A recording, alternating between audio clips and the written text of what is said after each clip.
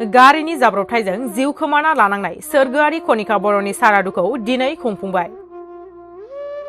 थांनाय 2022 मायथाइनि 11 डिसेम्बर खालि बेलासि समाव हरखाबै गारिनि जाब्रबथायजों मिरु एबसुनि लोगो हारिमु नेहाथारि कनिका बर'आ गावनि आगोमा जिउखौ खोमाना लानांदोंमोन।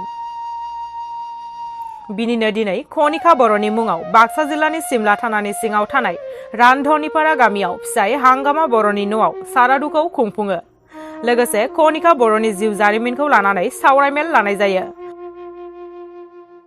बे सावरायनाय हाबाफारियाव मिरु एबसुनि आफादगिरि दिपेन बर', आसामनि मन्त्रि उरखावगोरा ब्रह्म, बिटिआरनि बुंथिगिरि खाथिराम बर', गुवाहाटी मुलुगसोलोंसालिनि बिबुंगोरा स्वर्णप्रभा सैनारि, प्रफेसार फुकन चन्द्र बसुमतारी लोगोसे गोबां आफादनि दैदेनगिरि मेलेमजिबि समाज सिबियारि बिथांमोना कनिका बर'नि जिउ जारिमिननि सोमोन्दै सावरायनाय समाव बाहागो लायो।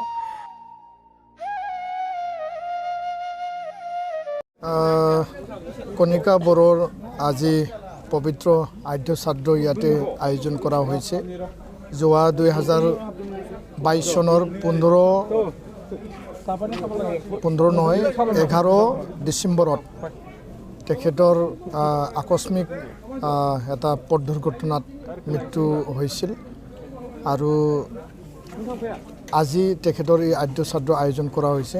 তেওঁ নিখিল বড়ো ছাত্ৰ সন্থাৰ এছিষ্টেণ্ট কালচাৰ ছেক্ৰেটাৰী আছিল, গুৱাহাটী ইউনিভাৰ্চিটিৰ এজন PhD স্কলাৰ আছিল আৰু লগতে গড়মু হাইস্কুলৰ এজন এছিষ্টেণ্ট শিক্ষক আছিল। আৰু তেখেতক হেৰুৱাই বড়ো সমাজ, বড়ো জাতি আৰু লগতে ঘৰখনৰ আমি যথেষ্ট আধৰুৱা আমি এটা উপলব্ধি কৰিছোঁ।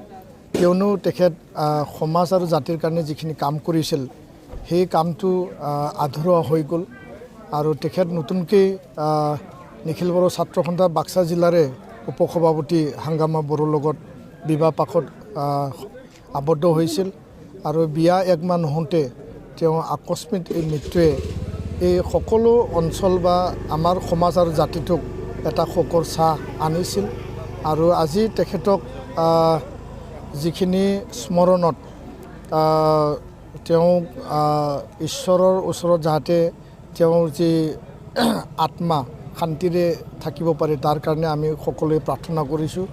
আৰু আজি সকলোৱে এই দুখৰ সময়ত সমভাগী হৈছোঁ আৰু আশা কৰিছোঁ যে তেখেতৰ যিখিনি আধৰুৱা সপোন আছিল জাতি গঠন প্ৰক্ৰিয়া বা সমাজ সংস্কাৰৰ বিষয়টো লৈ পেলাই আৰু আন বিষয়টো নিশ্চয়কৈ জীয়াই থকা আমাৰ বিভিন্ন যিখিনি ব্যক্তি বা আমাৰ সংগঠন আৰু ঘৰখনে পূৰণ কৰিব পাৰিব আহি থকা দিনত, এইটোৱে আমি কামনা কৰিছোঁ। আৰু এই দুখৰ সময়ত আমি বেছি কথা প্ৰকাশ কৰিব পৰা নাই, কাৰণ এনেকুৱা এটা উদ্যমী ব্যক্তি আকস্মিক মৃত্যু আমি কেতিয়াও কল্পনা কৰা নাছিল আৰু এই মৃত্যুৱে আমাক যথেষ্ট আঘাত দিছে আৰু ইয়াৰ কাৰণে আগন্তুক সময়ত আমি সজাগ সচেতন হৈ থাকিব লাগিব আৰু শান্তিৰে আধৰুৱা যিখিনি কাম এইবিলাক কৰি যাব লাগিব বুলি আমি বিশ্বাস কৰিছোঁ আৰু আমি সেই পদ্ধতিৰে আমি আগবাঢ়ি যাম। ধন্যবাদ।